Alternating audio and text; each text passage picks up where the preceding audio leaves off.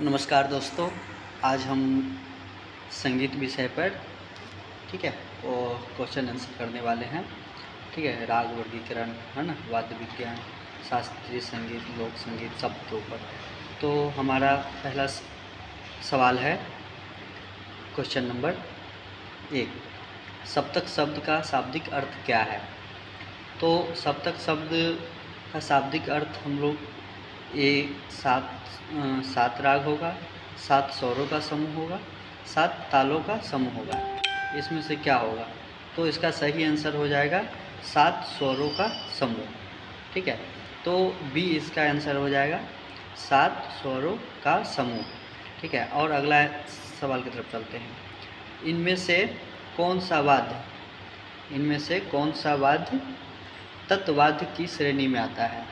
तत् समझ रहे हैं? तत् मतलब तार वाली। कौन सा? बांसुरी में तो तार रहता नहीं, तबला में भी नहीं रहता है, मृदंग में भी नहीं रहता है, सितार में रहता है। तो इसका होगा सही आंसर सी। ठीक है, और इसके बाद आगे चलिए, राग भैरव किस समय गाया जाता है? तीसरा प्रश्न ये, राग भैरव किस समय गाया जाता है? तो राग भैरव सबको पता है, राग सुबह के टाइम में गाया जाता है, प्रातः काल। इसका सही आंसर हो जाएगा सी। समझे? आगे चौथा सवाल की तरफ चलते हैं। नाट्यशास्त्र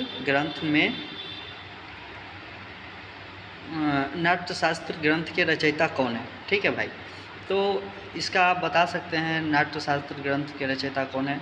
भरत मुनि, पाणिनि, है ना, मतंग, वाग्भट, कौन होंगे बताइए आप ही। भरत मुनि सही आंसर है ए। और चलिए पाँचवा, लोक संगीत की सबसे प्रमुख विशेषता क्या होती है? आप लोक संगीत पढ़ रहे, लोक संगीत गुरु शिष्य परंपरा, ये होगा नहीं। कठिन तानों का प्रयोग, ये भी नहीं होगा। जनमानस की अभिव्यक्ति, ये होगा सी। तो जनमानस की अभिव्यक्ति। ठीक है, चलिए छठा सवाल की तरफ। ठीक है, आलाप किस संगीत में प्रमुख होता है?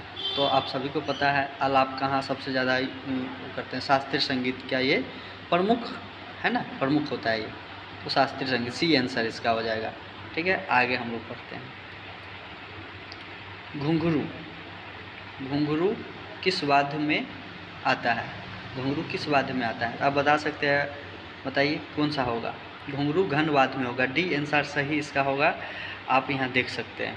ठीक है, तो ये हो गया, इसको पढ़िएगा अच्छा से।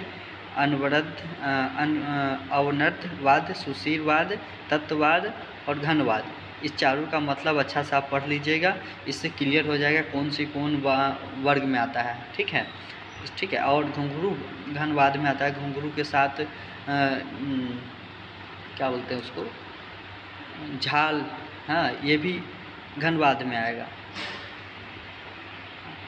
ताल की सबसे छोटी इकाई को क्या कहते हैं?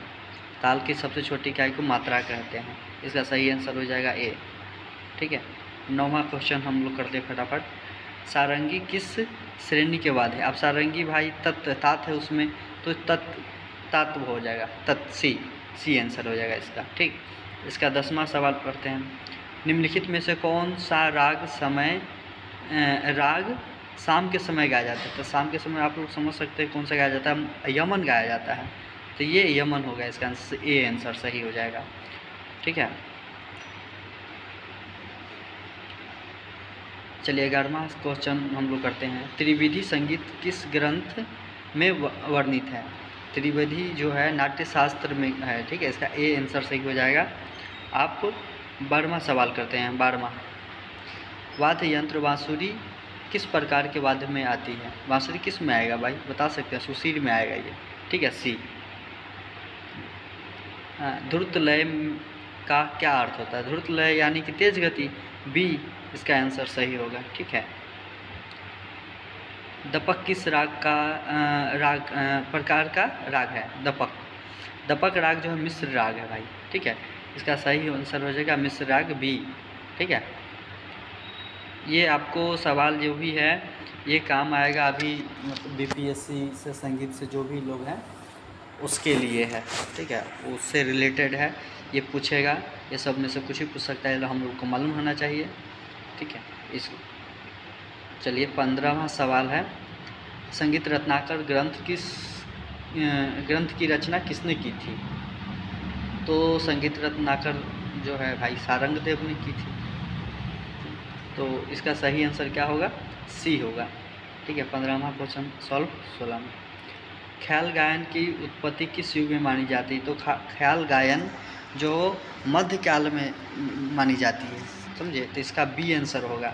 वैदिक काल मत लगा दीजिएगा, मौर्य काल मत लगा दीजिएगा, आधुनिक काल मत लगा दीजिएगा। 17वां सवाल है, एक धारी वाद्य किस संगीत शैली में प्रमुख है? तो एक धारी जो है भाई, ये तो भाई ध्रुपद में भी नहीं है, भक्ति संगीत में नहीं, बाउल में है ये। तो इसका सही आंसर सी हो जाएगा। तो आपको यहाँ पे आंसर भी आप लोग को दिख रहा है, तो उससे भी समझिएगा, हम बता भी रहे हैं और यहाँ भी देख लीजिए। ठीक है, कौन सा राग पंचम स्वर को वर्जित करता है? ठीक है, तो यहाँ पे पंचम स्वर भैरवी तो करता नहीं, मुल्तानी भी नहीं करता, तोड़ी भी नहीं करता भी है, तो यहाँ पर मारवा करता है, पंचम स्वर वर्जित करता है। ठीक है, तो इसका मारवा आंसर हो जाएगा सी। ठीक है, झंकार शब्द किससे संबंधित है? झंकार आप समझ सकते हैं झंकार किससे है। तो झंकार जो है इसमें वादन में ही झंकार आता है। ठीक है, बी इसका सही आंसर हो जाएगा। 20वां सवाल है, नाट्य शास्त्र में संगीत के कितने अंगों का उल्लेख है? ठीक है, तो इसमें तीन अंग का उल्लेख है, गान, वाद्य और नृत्य। ठीक है, तो 3 हमारा जो है कि अंग का उल्लेख है संगीत नाट्य शास्त्र में। संगीत के 3 अंग उल्लेख है, 3 अंगों का उल्लेख है। तो 3 गान, वाद्य और नृत्य। गान मत यानी कि गायन, वाद्य यानी कि वादन, नृत्य यानी कि डांस, ये सारी चीज़ें। तो आप लोग उम्मीद करते हैं हम कि ये अच्छा रहा होगा, आप लोग देख चुके हैं तो, और हम आगे ज़रूर कोशिश करेंगे ऐसा ही कुछ टॉपिक पे लाने के लिए। और पढ़िए, हम भी पढ़ते हैं, देखते हैं आगे क्या होता है। चलिए, धन्यवाद आप सभी का।